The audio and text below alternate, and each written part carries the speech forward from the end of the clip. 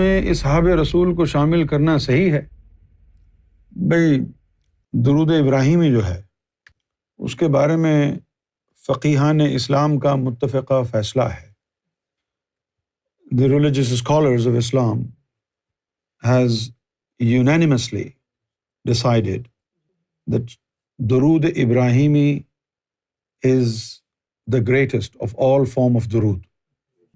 ٹھیک ہے؟ تو درود ابراہیمی میں کیا ہے؟ محمد صلی اللہ علیہ وسلم پر سلام ہے اور آپ کی آل پر سلام ہے. ابراہیم علیہ الصلوۃ والسلام پر سلام ہے اور آپ کی آل پر سلام. تو اس درود میں تو ابراہیم علیہ الصلوۃ والسلام کے صحابیوں پر سلام نہیں بھیجا گیا، نہ ہی حضور صلی اللہ علیہ وسلم کے صحابی پر سلام بھیجا گیا ہے. صرف نبی اور اس کی آل پر سلام بھیجا گیا ہے. اور قرآن میں کہیں حکم تو نہیں ہے کہ بھئی میرے صحابیوں کے اوپر سلام بھیجو، حکم تو نہیں. اب ہے کیا؟ یہ ہے فرقہ واریت کا نتیجہ. جو اہل سنت والجماعت کے لوگ ہیں وہ اس بات کی پرواہ نہیں کرتے کہ حضور پر درود و سلام بھیجتے ہوئے آل رسول کو بھی ذہن میں رکھیں، نہیں کرتے. یہ جو شیعہ ہیں حضرات، یہ میک شور کرتے ہیں کہ جب حضور پر سلام بھیجیں تو آل رسول پر بھی سلام بھیجیں، اور ہونا بھی یہی چاہیے. پھر ایک فریکشن آیا وہابیوں دیوبندیوں میں جنہوں نے کوشش کی کہ صحابیوں کو آل رسول کے برابر میں لا کے کھڑا کر دیا جائے. انہوں نے پھر نئی نئی حدیثیں بھی گھڑی، بڑا بگاڑ انہوں نے پیدا کیا. حدیثیں بھی گھڑی انہوں نے، اور پھر انہوں نے یہ درود میں صحابہ کو بھی لگا دیا. اچھا، اب کیا صحابہ رسول پر سلام بھیجنا جائز ہے یا ناجائز ہے؟ بالکل جائز ہے. لیکن سوال یہ ہے کہ کیا صحابہ کی اتنی امپورٹنس ہے جتنی محمد رسول اللہ اور آل رسول کی ہے؟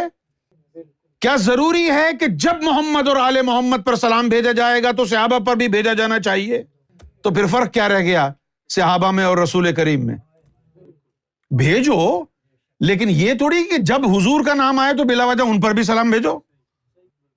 جو کثرت درود محمد صلی اللہ علیہ وسلم اور آل محمد کے لیے ہے وہ کسی کے لیے نہیں ہے.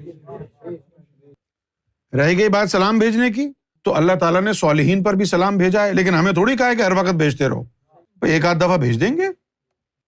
اللہ کے جو نیک بندے ہیں ان پر بھی سلام بھیج سکتے ہیں ہم، جائز ہے بھیجنا.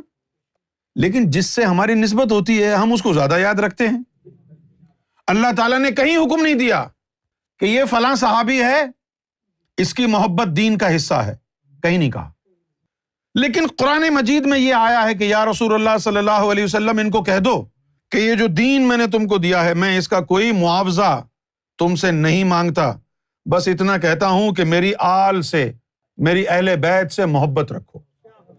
تو آل رسول سے محبت رکھنا اللہ کا حکم ہے، ایمان کا حصہ ہے. اگر ہم آل رسول سے محبت نہیں رکھیں گے تو ہم کافر ہو جائیں گے. کیسے کافر ہو جائیں گے؟ اللہ نے حکم دیا ہے کہ محبت کرو، تو اللہ کے حکم کو اگر ہم نے جھٹلا دیا تو کافر ہی ہوں گے نا. یہ دیکھیں نا، یہ قرآن مجید میں سورۃ الشعراء میں آیا ہے کہ مودہ، کہ میں فی القربا، کہ میری جو اہل بیت ہے، میری جو آل ہے، اس سے محبت کرو. اور یہ کس طور پر؟ جو دین اسلام تم کو عطا کیا ہے اس کے اجر کے طور پر مانگ رہے ہیں. تو معلوم یہ ہوا کہ اگر ہم نے آل رسول سے محبت نہیں کی تو ہم نے دین کی اجرت عطا نہیں کی. چیک ہمارا دین کا باؤنس ہو گیا. یہ دین کی قیمت ہے، فاطمہ سے محبت کرنا، علی سے محبت کرنا، حسین سے محبت کرنا، یہ دین کی قیمت ہے. اگر دین کی قیمت عطا نہیں کرو گے تو دین ہاتھوں سے چلا جائے گا. علی سے محبت کرنا، فاطمہ سے محبت کرنا، حسن و حسین سے محبت کرنا، ان کی آل سے محبت کرنا دین کی قیمت ہے، فرض ہے. اگر ان سے محبت نہیں ہوگی تو دین چلا گیا، ختم ہو گیا. تو ان پر پڑھنا ہے ہم نے درود و سلام، رسول اور آل رسول پر درود و سلام پڑھنا ہے. صحابہ کا تو کہیں ٹھیک ہے، عزت کریں آپ ان کی، کبھی کبھی سلام بھیج دیا کریں. ابھی تھوڑی کہ جب حضور کا نام آئے گا آپ پورے جو ہے نا ٹبر کے ٹبر پہ درود و سلام بھیجیں گے. It doesn't make sense.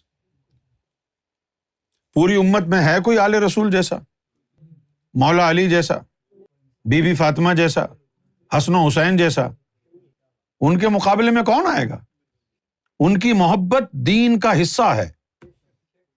اگر پنجتن کی محبت نہیں ہے تو آپ کا دین سے کوئی تعلق نہیں ہے. آل رسول کی محبت نہیں ہے تو دین میں کوئی حصہ نہیں.